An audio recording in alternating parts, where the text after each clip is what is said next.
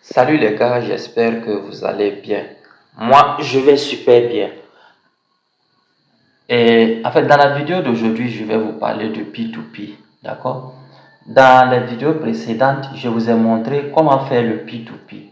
Et je vous ai donné des conditions. Je vous ai dit qu'avant de faire un trading P2P, il faut s'assurer que la personne est en ligne. D'accord? Et après cela, il faut vérifier le montant disponible sur son portefeuille.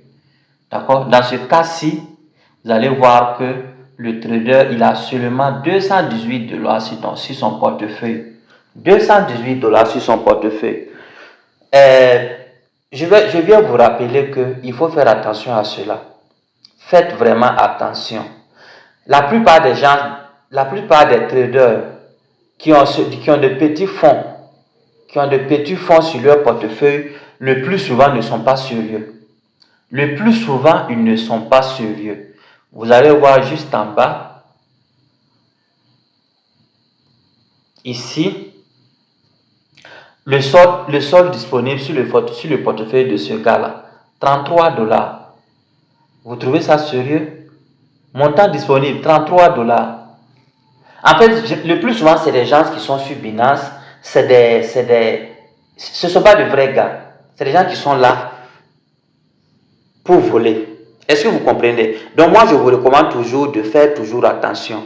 Avant de choisir un trader, il faut tenir compte de ces détails-là. Je vous l'avais déjà dit dans les récentes vidéos. Tenez compte toujours du montant disponible sur le portefeuille du gars. Le montant disponible sur son portefeuille va vous montrer à quel point le mec il est sérieux ou pas. Ok? Donc il faut faire vraiment attention. Parce que ça c'est une capture qu'un partenaire m'a envoyé ce soir. Il a fait le trading P2P avec un gars. Il a envoyé l'argent. Et puis le gars il a fait le transfert de l'argent. Et le gars n'a pas débloqué les cryptos. Mais comment ça s'est passé? Ce qui s'est passé, c'est que le gars, quand vous lancez le P2P, il y a un minuteur, il y a un temps imparti au trade. Il y a un temps imparti au trade. Et donc, qu'est-ce que les gens font? Ils attendent vers les dernières minutes, c'est-à-dire 5 minutes, 4 minutes, 3 minutes avant la fin du minuteur, et puis ils vous confirment, ils vous disent non, ok, envoyez l'argent.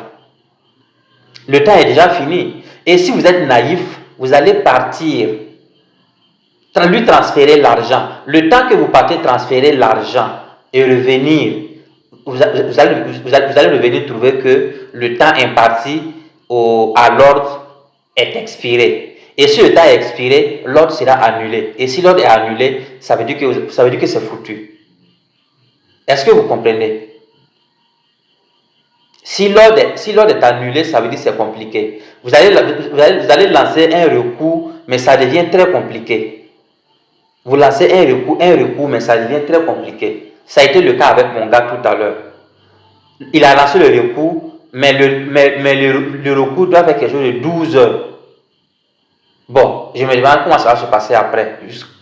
Si le gars il ne revient pas. Parce que l'autre s'est passé comment?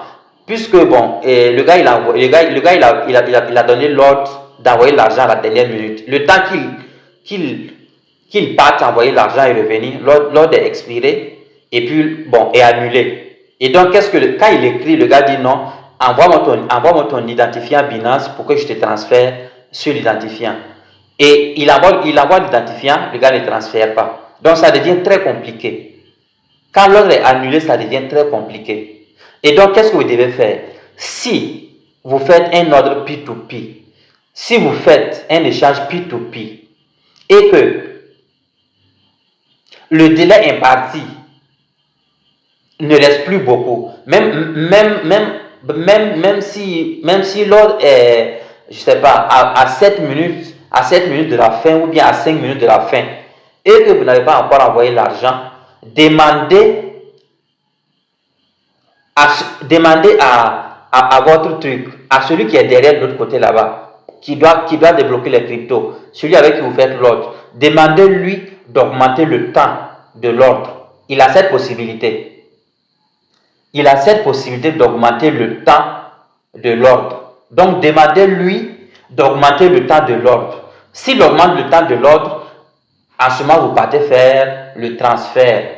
Mais s'il n'augmente pas le temps, ne faites pas l'ordre. Il faut annuler. Parce que ça veut dire que derrière le projet, il y a du faux. Ça veut dire qu'il n'y a pas de sérieux. Il n'y a pas de sérieux derrière l'écran. Je pense que vous avez compris. Demandez au gars toujours derrière le téléphone, le gars avec qui vous tradez. Si le temps imparti est par exemple à 5, ou bien si vous remarquez que le temps restant ne vous permet pas d'aller faire le transfert, revenir, trouver l'ordre toujours à jour, demandez-lui d'abord d'augmenter le temps de l'ordre, de prolonger le temps de l'ordre avant que vous ne partiez faire le transfert. Je pense que c'est bien compris. Je pense que c'est bien compris.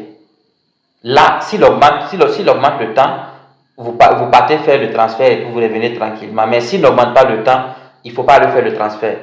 Il faut rester, il faut annuler. Ou bien rester là, attendre que l'autre s'annule de lui-même. Parce que les gens sont très malhonnêtes. Les gens sont très malhonnêtes.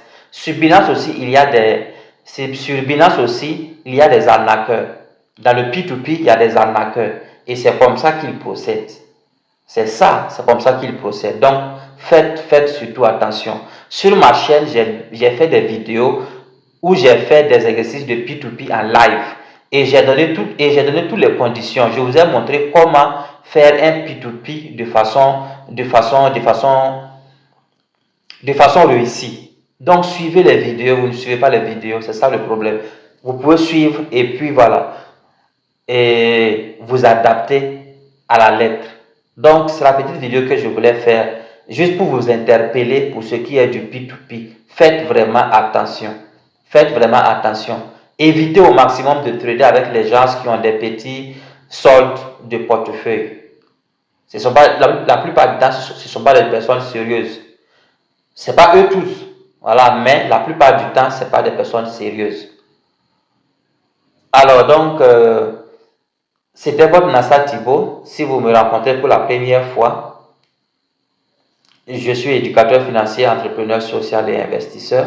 Si vous n'êtes pas encore abonné à la chaîne, c'est le moment de vous abonner pour ne rien manquer de ce que je partage ici avec toute ma communauté. Allez, portez-vous bien et prenez soin de vous, protégez-vous parce que partout où il y a argent, il y a arnaque et ne vous faites pas avoir par ces bandits qui sont derrière les écrans. Donc, faites très attention dans cette histoire de trading P2P. Sinon, forcez, quelqu'un va laisser sa vie là-bas un jour. Le problème, c'est que les gens ne suivent pas les instructions. Je fais couramment les vidéos sur ma chaîne. Pour montrer comment faire, pour donner des consignes. Mais malheureusement, les gens ne suivent pas. Et voici le problème. Donc, quand vous faites face à une telle situation, qu'est-ce qu'il faut faire? Parce que mon gars, il a transféré l'argent. Le temps imparti est fini. L'ordre est annulé.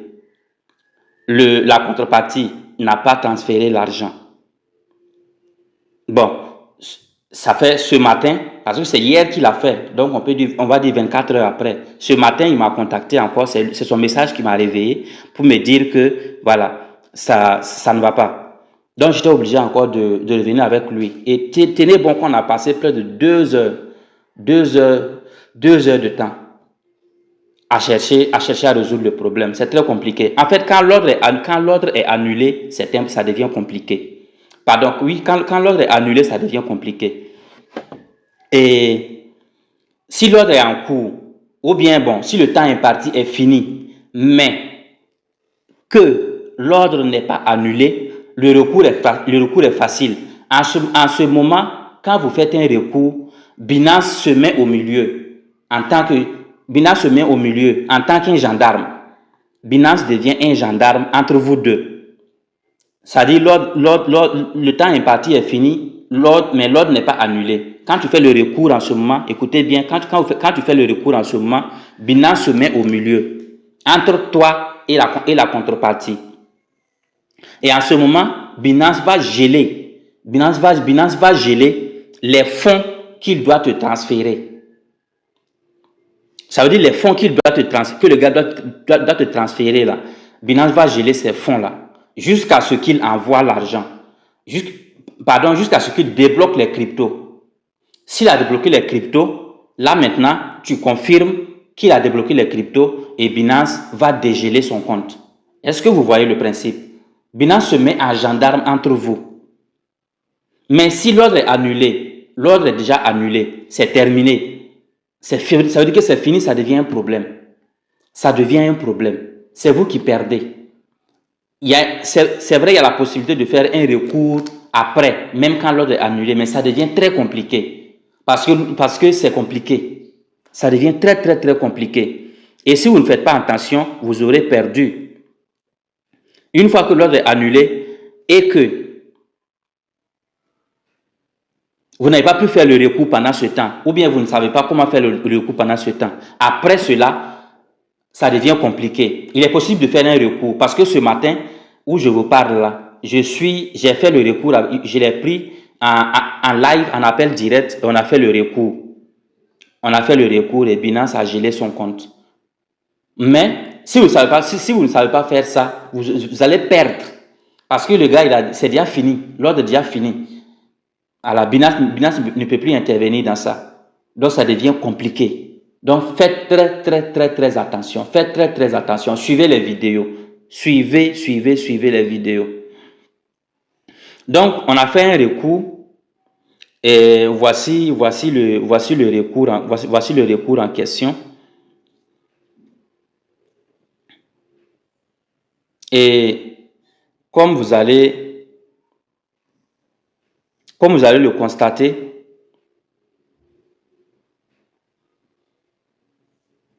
vous avez déposé un recours avec succès. Notre équipe du service client vous contactera bientôt. D'accord? Vous avez vu ça? Donc,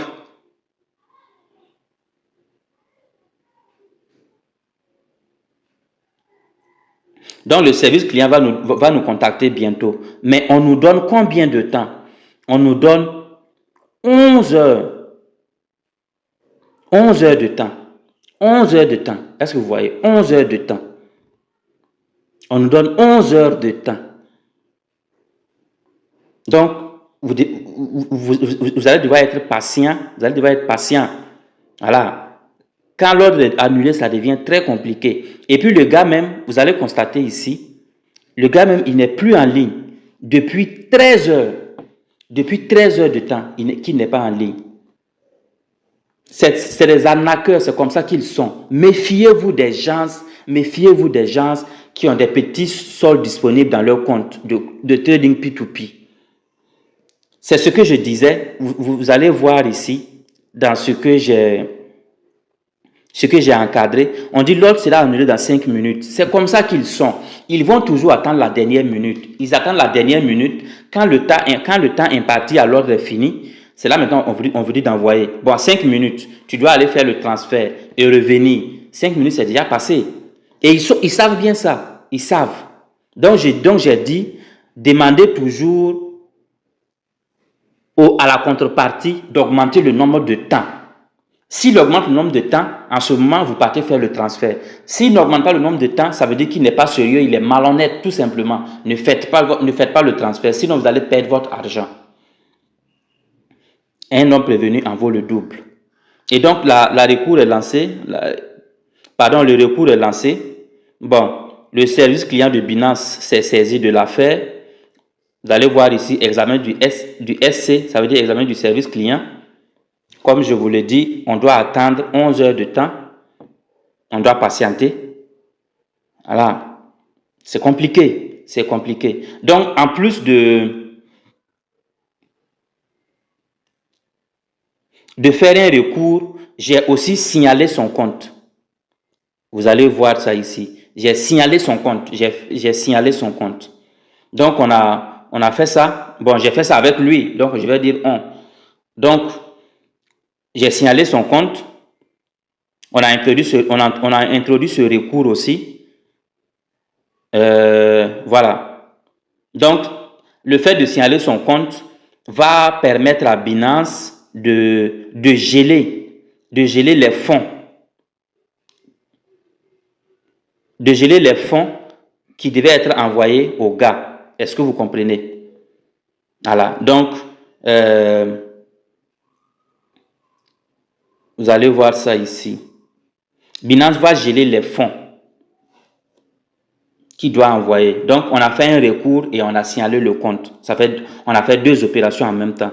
Le service client est maintenant impliqué et arbitrera le cas. Veuillez être patient. Dans tous les cas, on n'a pas le choix que d'être patient. Donc, bon, finalement, ici, on nous dit que le chat de votre contrepartie fait temporairement l'objet de restrictions.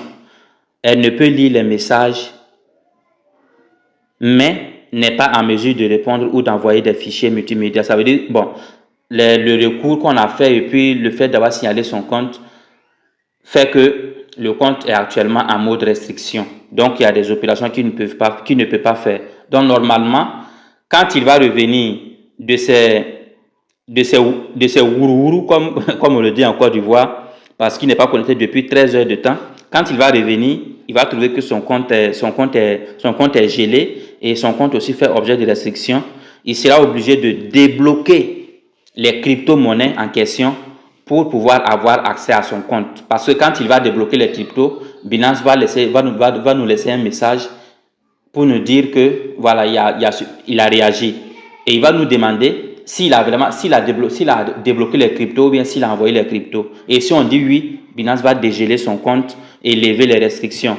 Si on dit non, il va toujours rester dans la restriction et puis son compte sera toujours gelé. Il ne pourra pas faire de retrait sur son compte.